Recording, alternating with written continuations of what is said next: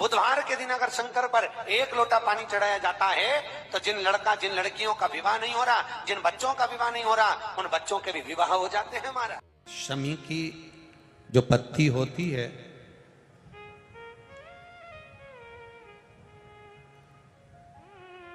शमी की जो पत्ती होती है, एक पत्ती में जितनी पत्तियां लगी होती हैं और एक पत्ती के अंदर, जरा ध्यान देंगे, जैसे इस पत्ती में ढेर सारी पत्तियां लगी हुई है, उस पत्ती में से भी एक पत्ती तोड़ोगे और एक पत्ती तोड़ने पर उस पत्ती को भी अगर गिनोगे तो उसमें बहुत सारी पत्तियां होती हैं।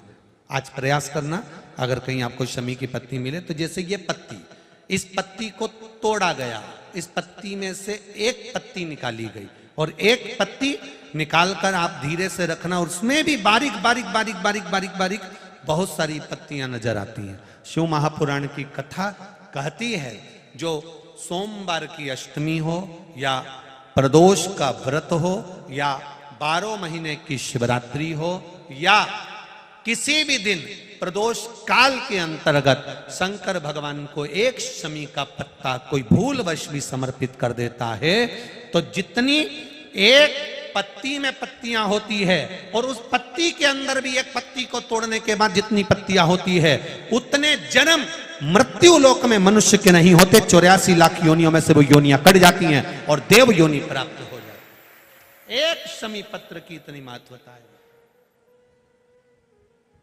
एक शमी पत्र। मैंने पहले भी कथा में कहा, जो जीवन परमात्मा ने दिया है और अच्छे से जिंदगी जी रहे हो, 2 रोटी प्रेम की खा रहे हो और अलमस्त अपनी जिंदगी जी रहे हो, तुम्हारे सोने दुनिया का सबसे ज्यादा किस्मत वाला व्यक्ति कौन है? शिव महापुराण की कथा कहती है, दुनिया का सबसे ज्यादा किस्मत वाला व्यक्ति वो है जिसके सोने वाले कमरे में, विश्राम के कमरे में, जिस कक्ष में तुम सोते हो, दुनिया का सबसे किस्मत वाला व्यक्ति वो है जिसके सोने वाले कमरे में एक भी खाने की गोली नहीं हो, दवाई नहीं हो, तो समझ लेना कि दुनिया के सबसे किस्मत वाले व्यक्ति तुम हो। तुम्हारे सोने वाले कमरे में ये कपाट खोलो, उसमें दवाई, ये कपाट खोलो, उसमें दवाई, नीचे का ड्राज खोलो, उसमें दवाई, इधर का ड्राज खोलो, उसमें दवाई, सिर के पास बाम रखा, इधर रखा विक्स, इधर रखा सिरप, इधर रखा ये, पूरा घर अगर दवाइयों से, तुम्हारा कमरा अगर दवाइयों से भरकर रखा है, भले तुम्हारे यहां धन दौलत ढेर सारी हो, संपदा ढेर सारी हो, नौकर चाकर ढेर सारे हो, गाड़ी बंगला ढेर सारा हो, पर तुम्हारे सोने वाले कमरे में अगर ढेर सारी दवाई रखी है, रोज बिना दवाई के नहीं सो सकते, तो समझ लेना कि तुम किस्मत वाले नहीं हो। तुमसे ज्यादा किस्मत वाला तो एक नौकर है, चटाई बिछाता है, कंबल ओढ़ता है, चैन की नींद सोता है, सुबह उठता है, अपने काम में लग जाता है, नो टेंशन। वो दुनिया का सबसे किस्मत वाला है।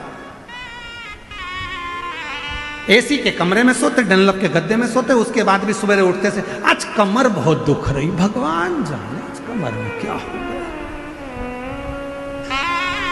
अच्छा पेट भर के खाना खा लिया, थोड़ी देर बाद आज एसिडिटी बहुत हो रही, भगवान जाने एसिडिटी।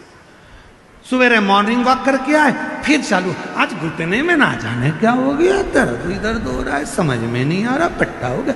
रात को सो रही, फिर सुबह उठते से बोली नींद नहीं आई, 2 बजे के बाद नींद नहीं आ रही, जग रही, पता नहीं क्या हो गया। हुआ कुछ नहीं है, तुमने अपनी टेंडेंसी ये बना ली, अपनी सोच ये बना ली, अपनी विचार ये बना ली है, अपनी सोच ऐसी बना ली है कि मैं बीमार हूं, बीमार हूं, बीमार हूं, बीमार हूं। बड़े से बड़ा रोग भी हो जाए, बड़ी से बड़ी तकलीफ भी आ जाए, अगर तुम्हारे मुख से ये निकलना चाहिए बिल्कुल खुश हूं, मेरा भोले बाबा 1 लोटे जल से मुझे सही कर देगा, तो बड़े से बड़ा रोग सही हो सकता। पर विचार सोच आपने ऐसी बना के रखी, इतनी बीमारी हो गई, इतनी बीमारी हो गई, गुरुजी ऐसा कहते हैं। शिव का विश्वास किसको कहते हैं? शिव पर भरोसा किसको कहते हैं? जब हम पूर्ण भरोसे के साथ शंकर का भजन करते हैं, पूर्ण भरोसे के साथ शिव का स्मरण करते हैं, तो उसका फल खाली नहीं जाता, उसका फल खाली।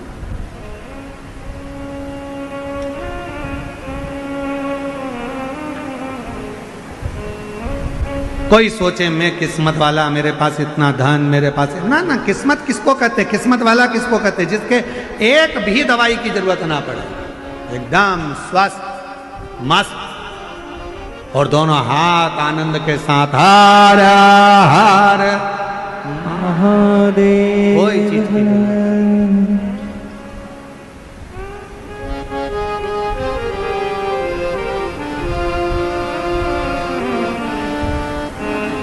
जब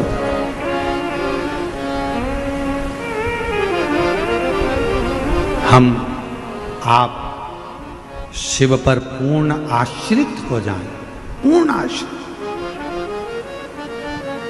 पार्वती जी ने जैसे कहा कि देवाधिदेव महादेव से कि प्रभु पिताजी कोई चीज की जरूरत नहीं, पिताजी मेरे पति के पास में सब कुछ है, चाहे फिर वो कैसा भी जीवन हो, यदि आप संतुष्ट हैं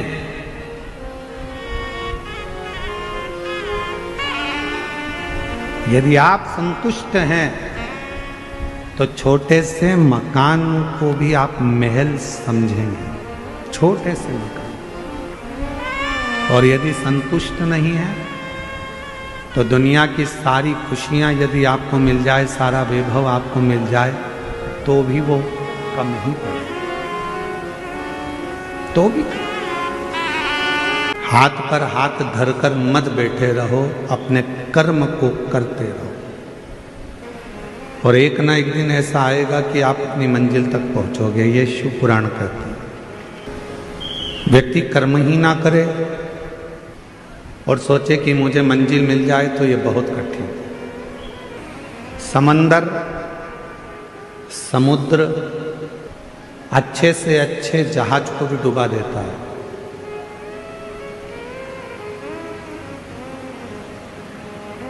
समंदर समुद्र अच्छे से अच्छे जहाज को भी डुबा देता है। समुद्र बड़े से बड़े नौका को, बड़े से बड़े जहाज को और बहुत कुछ डुबो देता है, बहुत कुछ। जब अपनी वाली पर यदि समुद्र आ जाए तो बड़े बड़े शहर को भी डुबो देता है।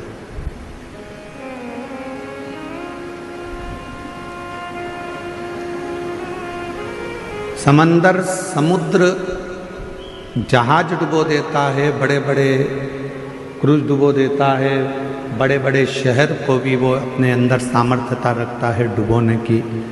पर समंदर समुद्र एक घास के तिनके को डुबो नहीं पाता है।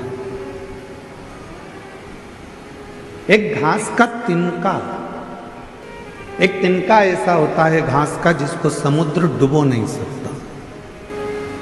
किसी ने समंदर से कहा, समुद्र से कहा कि तुमने पूरा जहाज डुबो दिया, तुमने पूरी बस्तियां डुबो दी, तुमने कई शहर डुबो दिए, तुमने कई नगर डुबो दिए, ना जाने तुमने कितना कितना जहाज, कितने कितने क्रूज अंदर डुबो दिए, और तुम एक घास का तिनका नहीं डुबा पा रहे। एक घास का तिनका तुम डुबा नहीं सके।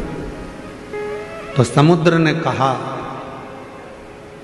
ये घास का जो तिनका है ये एकदम हल्का,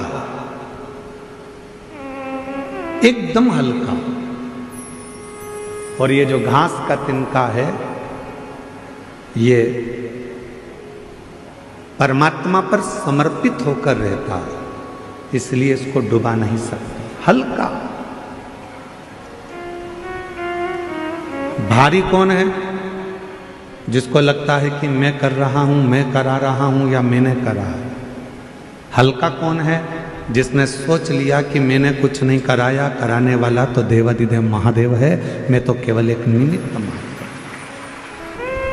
फैक्ट्री में काम करने वाले मालिक को ज़्यादा चिंता होती है कि फैक्ट्री में काम करने वाले मजदूर को ज़्यादा चिंता होती है? फैक्ट्री की चिंता मजदूर को ज़्यादा नहीं होती, फैक्ट्री की चिंता मालिक को ज़्यादा होती है। बिजली का बिल जमा हुआ कि नहीं हुआ, फैक्ट्री में यह काम हुआ कि नहीं हुआ, फैक्ट्री में यह कार्य होना था हुआ कि नहीं, मजदूर को तो नौकरी करना है, उसको तो तनख्वाह मिलेगी। तुम्हारा बिजली का बिल जमा हो चाहे ना हो, तुमने कोई कार्य किया हो चाहे ना किया, उसको तो तनख्वाह मिल रहा है। चिंता किसको? तो कहा मालिक को चिंता है, रात भर सो नहीं पाता, जागता रहता है, नींद की गोली खाता है, विश्राम करता है, पर नींद नहीं आती, नींद उछट जाती है, क्योंकि मालिक को चिंता है। नौकर को, काम करने वाले को, सेवादार को कोई चिंता नहीं, चिंता मालिक को। उसी तरह काम करने वाला एक सेवक, नौकरी करने वाला एक व्यक्ति हल्का होकर जिंदगी जीता है कि उसको मालूम है कि जो होगा सब सेठ का होगा, मुझे तो जितना काम दिया है उतना करना। कथा कह रही है, शिव महापुराण की कथा वर्णन कर रही है। जो तिनका होता है घास का, समुद्र कहता है इस घास के तिनके ने भी ये सोच लिया कि हवा उड़ा कर ले जाएगी तो चला जाऊंगा, पानी गिर जाएगा तो गीला हो जाऊंगा, फिर सूखूंगा, फिर बढ़ूंगा। मैं अपने आप में नहीं, मैं उस परमात्मा पर आश्रित होकर जीता हूं, इसलिए मुझे कोई डुबा नहीं पाता। समुद्र में भी सामर्थ्यता नहीं है कि घास के तिनके को वो डुबो दे।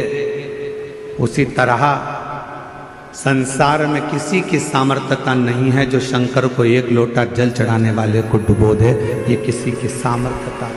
शिव नाम सुनने वाला, भगवान शंकर का भजन करने वाला, शिव स्मरण करने वाला, श्री शिवाय नमस्तुभ्यम बोलने वाला, शंकर को एक लोटा जल चढ़ाने वाला, जब भगवान शंकर की शरणागति ग्रहण कर लेता है तो उसके परिवार की, उसके घर की, उसके कुल की पूरी चिंता शिव की हो जाती है, फिर हमारी चिंता नहीं।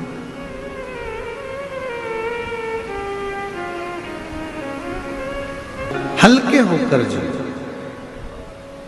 सब परमात्मा पर छोड़कर,